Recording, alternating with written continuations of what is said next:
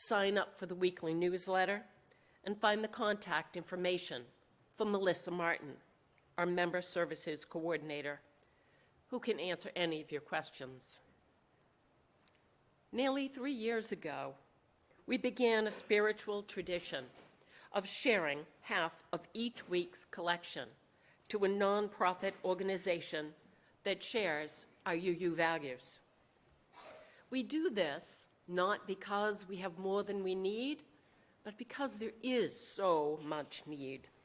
And this is a simple yet powerful way for each of us to live out our mission's commitment to help heal the world by learning and supporting the good works of charitable organizations and becoming more involved in our community.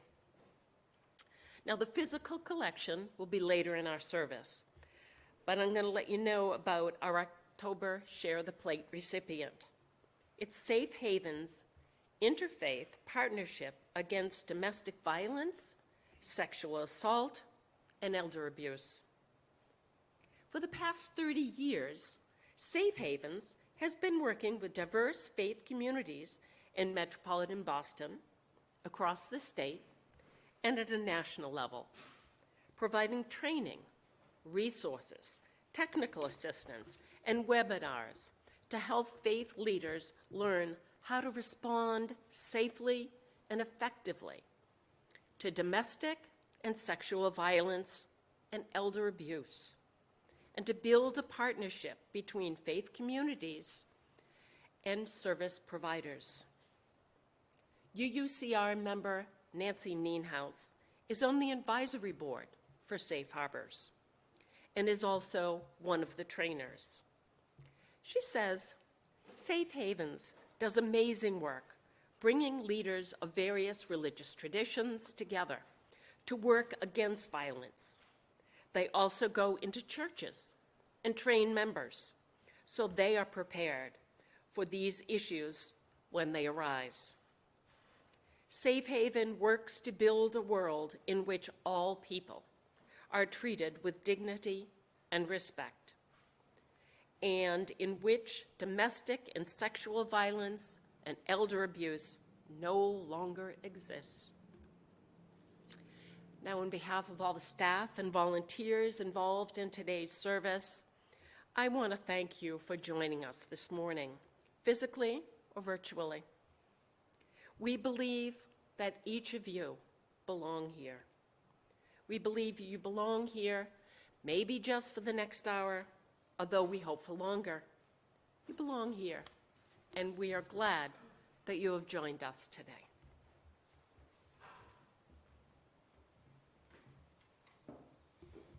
Good morning. Let me join in welcoming you to UUCR. I'm Rob Craig Coleman, co-chair of the Worship Arts team, and this morning's worship leader. My pronouns are he and him. I invite you to settle into your seat. Actually or metaphorically, take a breath. Take your time with that breath, especially on the exhale. See if you can find some place in yourself, in your body, where there is some ease, some comfort.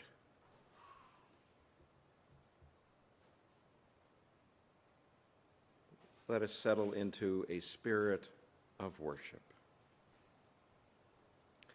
Our opening words this morning come from the Reverend Erica A. Hewitt.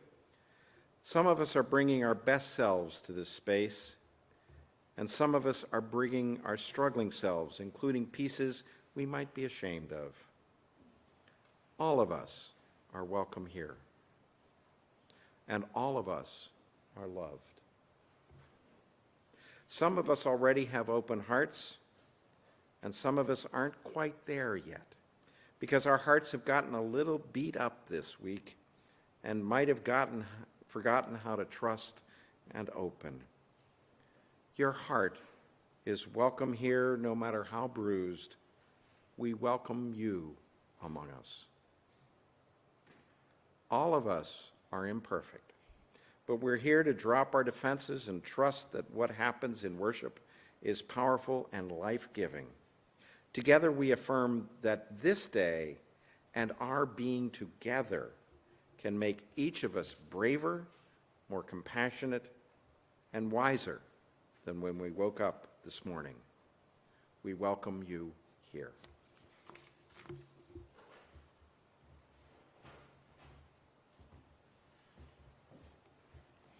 Each week, Unitarian Universalists across the world light the flaming chalice, the symbol of our shared Unitarian Universalist faith. May the promise and aspirations of these words center us in who we are and who we yet may be. As we say the words printed in your order of service, the chalice will be lit by Mary and Jeremy Wallman-Craig. In the light of truth, the warmth of community, the fire of commitment, we gather this day. May the flame we now kindle be to us a symbol of the holiness we seek. And now we'll say the children's affirmation.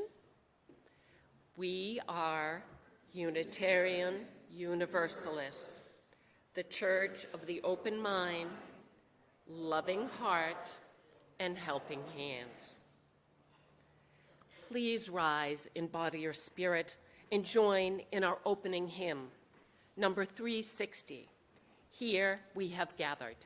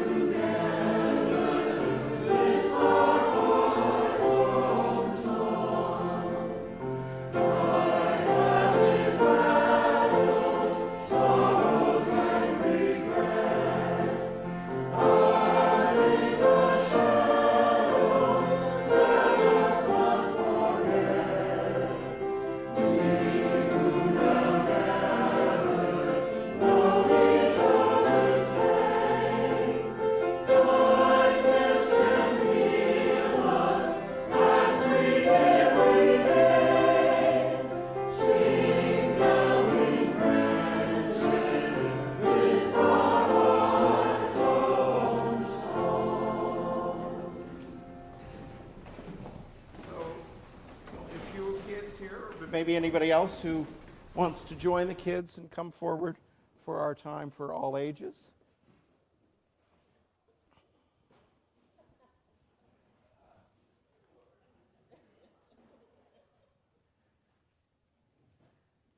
You can always count on the adults in this church. Well, good morning. Oh, here we go. One more. So this morning, we're going to be talking about worship. And to give you an idea of what we're going to be talking about while we're up here and you're down there in RE, I'm going to read you a story, and it's called Worship at Camp Taylor. So everybody settle in and put on or open up your story listening ears. And here we go. Ricardo and his grandparents arrived at Camp Taylor for the congregation's weekend retreat. This was Ricardo's third year at the retreat, and he'd been looking forward to this weekend for months. He helped bring the bags to the cabin, and then he looked all over for his friends Abby and Kamal, but they hadn't arrived yet. Instead, he found his grandfather in the large group kitchen. "Time will pass faster if you keep busy," his grandfather said, and he asked Ricardo to help him place bread in baskets for Friday night's dinner. Grandfather was right. Time did move faster when you kept busy. In fact, Ricardo kept busy all weekend. When he wasn't playing with his friends, he helped prepare meals and clean up after the activities. At Saturday's lunch, the minister, Reverend Hendricks, sat by Ricardo. "Ricardo, you're really being helpful this weekend. I'd like to see leadership in the children of the congregation." "Leadership?" said Ricardo. "Sure," said Reverend Hendricks. "Leadership doesn't only mean being the person in charge. Pitching in where help is needed, that's leadership too. I need a young person to help with tomorrow's worship service. Would you like to help?" "Sure," said Ricardo, though he wasn't sure how he could help. What did he know about creating worship? Well, that night, the worship planning team met. Reverend Hendricks explained that they would keep the planned components short to leave plenty of room for people to share. The theme for the service was "All Together Now." She used newsprint to list the parts of the worship service. "When we gather at the pond, people will come from all over. Let's gather people with a song some people know and others can learn quickly." "How about 'Come, Come, Whoever You Are'?" asked Ricardo. "We learned that in RE, and we sing it a lot on Sunday mornings." Everyone liked that idea. Someone wrote the title of the song on newsprint. Another member of the team suggested they open with a chalice lighting. Ricardo was surprised to see that someone had actually brought a chalice to the retreat. They knew it would be needed because all the worship services at the congregation started with a chalice lighting. More ideas for worship were added to the newsprint, including 2 more hymns and a meditation led by one of the congregation's elders. "Will you give a sermon?" Ricardo asked Reverend Hendricks. "Not this time," she said. Alex has prepared a short sermon." Well, Alex was a college student who was new to the congregation. Ricardo was surprised that someone besides a minister could give a sermon, especially someone almost as young as himself. "At the end of my sermon, I will invite everyone who wishes to do so to say a few words about what coming together for this retreat means to them. Instead of our usual joys and concerns, this is what we will ask participants to give during the service." Ricardo liked that. He thought everyone would be able to participate in this way. Well, the next morning, Ricardo went to the pond in time to start singing "Come, Come, Whoever You Are," exactly at 10 o'clock with the other worship planners. As more people arrived, they quickly joined in. Some brought chairs or blankets, and others just sat on the grass. Rev. Hendricks placed the chalice on a large stone. Different people led the group through the parts of the worship services. The songs were easy. No hymn books were needed. Then Alex stood up to give a sermon. Ricardo was surprised to realize that Alex was talking about him. He said, "Because we all took time to gather here, I have received some amazing gifts this weekend. And one of those gifts was the special time I got to spend with my young friend Ricardo, planning this worship gathering together." After Alex finished speaking, it was time for people to share what the retreat meant to them. One person said, "Taking time away from the busyness of everyday lives allowed me to sit just to be right here, in the moment, without thinking about what I have to do or do next. I feel refreshed and renewed." A parent said, "I got to spend more time with my children this weekend than I have for months." And an elder said, I almost didn't come. I thought the retreat was really only for families with kids. But some of you encouraged me to come, and I'm so glad I did. I got to know people better. We shared many stories. Young and old people should talk together more often. Ricardo had thought that worshiping in the woods would be strange and complicated, but it was really easy. It turned out they didn't need a hymn book or an altar, just people, willing to share what was important to them with each other in a spirit of love and togetherness. After the closing words, Ricardo extinguished the chalice, and it was time to go home. See you at Camp Taylor next year, Ricardo called out to